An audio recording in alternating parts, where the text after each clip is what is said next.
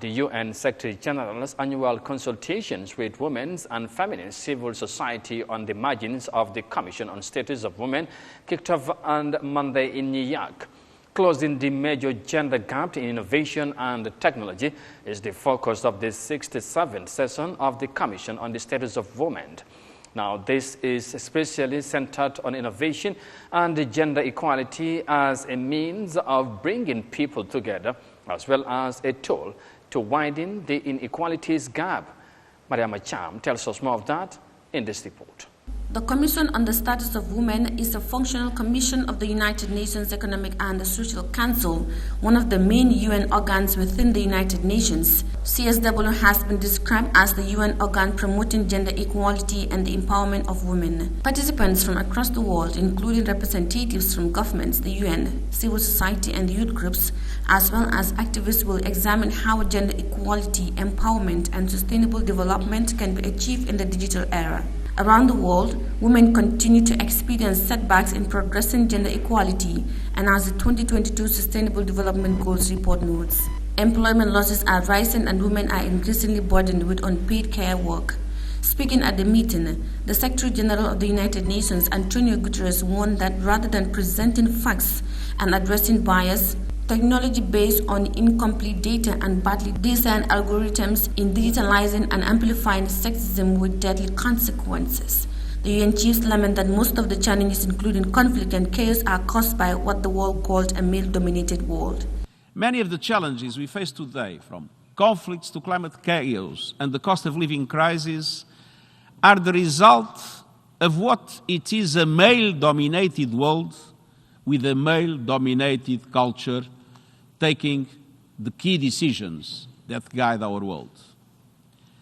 And while men still largely make those decisions, women and girls often pay the price.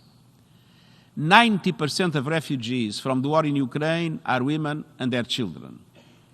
And women and children are 14 times more likely to die in disasters than men. As women's civil society organizations, you are on the front lines of this crisis every day, and you know these facts better than anyone. Guterres further states that medical aspects and decisions taken by men may damage or affect women's health.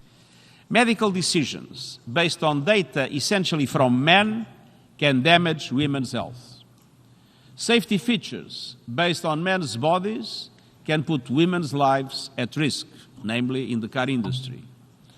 And policies based on men's data will leave women and girls even farther behind. Artificial intelligence will be shaping the world of the future.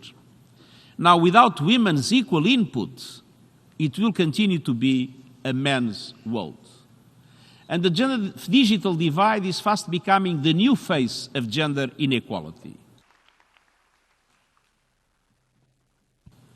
Without the insights and creativity of half of the world, scientific progress will fulfill just half its potential. And the safe, humane online environment requires the contributions of all of humanity. Meanwhile, chairing the meeting, the Executive Director of UN Women, Sima Bahous, hopes that this year's CSW will result in strongly agreed conclusions that seek to recognize women's leadership. Just as technology brings people closer and is crucial to advancing gender equality, it also has the potential to widen the inequalities gap. We hope that this year's CSW will result in strong agreed conclusions that seek to recognize women's leadership and that address the significant gender gaps in technology. Digital technology has the potential to contribute to low-carbon transitions in different sectors, creating new jobs and supporting women to establish new businesses through electronic payments, mobile money platforms, and so on. The UN boss, however, called on all leaders as a matter of urgency to take up the recommendations in the UN's first ever report on technology, innovation, education, and gender equality. Reporting for Eyeafrica News, I am Yahya Jammeh.